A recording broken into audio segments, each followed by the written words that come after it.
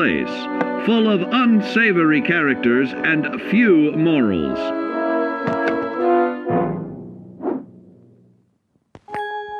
War never changes. What's up, everybody? We're here with Fallout 4. I'm BramSlam. You're checking in live about 2 or 3 days after the game is launched. This video is going to be very fun. I'm going to be showing you where to get the Fat Man, where to get the CRYOLATOR without having any lock picking or any of that skill. You can basically do it about an hour into the game just as long as you have the dog, but you'll have to stick around for the end for that part. So first we're going to start out by getting the Fat Man. Now, this is a fan favorite from the other Fallout games. I personally enjoyed it a lot. A lot of raiders fell to the grips and death of my Fat Man on the other game, especially when I went over to the pit, or maybe it wasn't the pit, maybe it was whichever one you take the dock on. I remember when you're defending that mansion, I just basically sat back and used that the whole time, so it was pretty easy. Right here, this is a quest that you're going to be getting when you come over here for the first time in the storyline. I'm not really sure if you can get into it without that, but if you can, this video will show you how to. Anyway, I've already completed that mission, so I'm just going to speed this video up a little bit to get to the point. I'm going to show you exactly where it is. Now, you are going to actually need a key code to get in there. I'm going to show you exactly where to find that key code and all that good stuff. Now, this place is going to be full of turrets outside, and I believe there are a few inside as well when you come here for the first time. There's also going to be a bunch of those like Terminator computer robot things that are guarding this, so they're not too bad, but their guns are really strong, so I would advise you to grab one as soon as you can. And I do believe they run off of power cells, so they're not too hard to come by. Kind of got turned around there a second ago, but yeah, you're just gonna keep coming down here and just keep taking every right that you can through all these rooms. You're gonna come to a room with a computer, and you're gonna want to be careful because there are gonna be landmines around, like you see right there. I left that one from the last time I was here. You're gonna take the elevator down, and this is gonna take you into the basement. Now, I will have linked in the description an image of the map where you can find ammo for the Fat Man, because it is pretty difficult to find it in this game. I've only found about 2, and I'm about 12 hours in, and I vividly look for it, if that's the correct term. Anyway, you're going to come down here. Most of these doors might be locked. I know, by example, these left ones right here, they're going to be closed if you come down here for the first time. That's where you're actually going to fight somebody that you're going through all this for. Trying to find the note area. But anyway, yeah, this is going to be part of a quest area. This is where we're going to find the note, I believe, and there is going to be like a Nuka-Cola next to it. It's kind of like a marker. I do think it's like a quantum, so it's really hard to miss. This is going to be the terminal that you're actually going to put the code into. You don't have to type anything, it'll automatically do it for you. It'll show this right here if you did it correctly. Just open the door. You are going to have to pick this lock though on this door. It's not really hard, it's like the easiest one. And he'll be sitting right here. And there actually will be some other weapons and ammo in here. And I think there might have been a mini nuke sitting up on that counter. I'm not really sure. It was a while ago when I played through this mission. But it'll be sitting exactly like this on the counter, and it's pretty dark in here, so if you're not looking, you'll easily miss it. Anyway, there's health, more items, and like I said, the little robot things, you do want to pick up their ammo, and their guns are pretty good, so I would recommend you taking them. Here I'm just going to demonstrate how good this is. Like I said, it's decent, but it was better in the other games. In the other games, if you shot it into this tunnel, you would clearly probably kill everybody in there and even damage yourself a little bit. But I am taking consideration that I don't really have that high of explosive damage, if that is even a thing in this game. There's so many things they changed, but I'm not really running an explosion class, and I'm trying to find a gun that I have ammo for here. Let's see. This is actually the hardened hunting rifle. It takes 308 rounds. It's probably my favorite gun in the game so far because it just one-shots everything. Except for high-level things, of course, and like the elites. Basically in this game, if you haven't played it yet, and you've only played like Fallout 3 in New Vegas, this one actually has like, not really bosses, but like elite type creatures. If you're really familiar with like RPGs, they're just tougher. They don't really, and if they do drop something good, which they usually don't, it's like an armor piece. But I've played the other ones, and it's really hard to get into doing that little armor on the leg, arm, shoulder stuff. So I usually just use the full pieces like I'm using right now. This farmer didn't want to talk to me, so I had to show him what's good. I had to give him the old Rochambeau with the hunting rifle, and then he didn't have junk that I wanted, so I had to give him a second round. And that poor little farmer had a little house up here. He had a bunch of good fruit and vegetables that I took and planted outside of my house, which I'm also actually going to show y'all later on in the video. I'm going to show y'all a little bit basic building structure type example. I'm going to do a little demonstration on the basics of building and destroying other buildings in your neighborhood, and just building you a house that you can call home, and then pimp it out and show you the after. Because I'm not going to be able to show you the whole process because it's like a 2-hour. Those guys really don't know how to fly. The Brotherhood of Steel is crashing every single plane that I see. I literally seen maybe one fly off in the distance, and I'm pretty sure that one crashed too. But anyway, I'm going to show y'all the crib, the house that I'm going to be building. I've already got it kind of planned out. That guy has a mini nuke. Anyway, I'm going to be showing you all the goodies you can do. Couches, TVs, walls, roofs. I'm going to do a little patio. And we're going to get to that section right now, actually. So let's get into it. This is a neighborhood up in the top left that you like walk out of the vault and come right down to. It's called Sanctuary.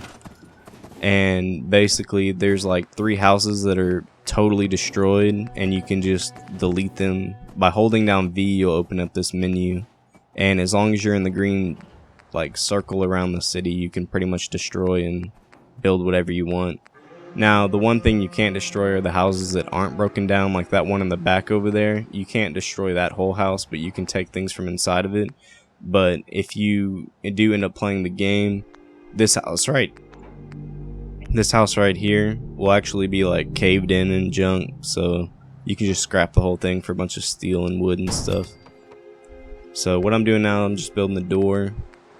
You can do like a free build where you put up the walls and individually and stuff, but for purposes of time, I won't do the 4-hour building. I'll just do the 2-hour building for y'all. But I'm speeding this up right now as well. It's about 4 times sped up, so you could only imagine. But like I said, I'm gonna skip through most of it up here in a minute, and I'm gonna show y'all the final product of my creativity in the modern wasteland of building homes. And this is me failing entirely, trying to figure out which kind of staircase could go to the roof and me walk on and not just fall off into oblivion. But there are a bunch of things you can do. You can do wooden houses, steel houses, you can build it from the ground up. You can do what I'm doing, where it's like already made platforms with walls, corners, and doors. It's basically built to whatever you want to do. And I like doing these little cubbies right here because they're like little individual rooms. But as you can see, there's just tons of options that you can do. And you don't even have to build on the platforms. These are just here to kind of, like, I guess, help you out a little bit. But I'm just using them because it's a really flat ground and it's easy to use. You can also build over in the, if you've seen the trailer and you haven't played the game, there's a gas station that's actually really good to build at, and a dine-in movie theater that's also a really good building area. And the dine-in building is actually probably the best for y'all to start out at. It has like 100 cars out of it, or outside of it, and it's just so much stuff you can build over there.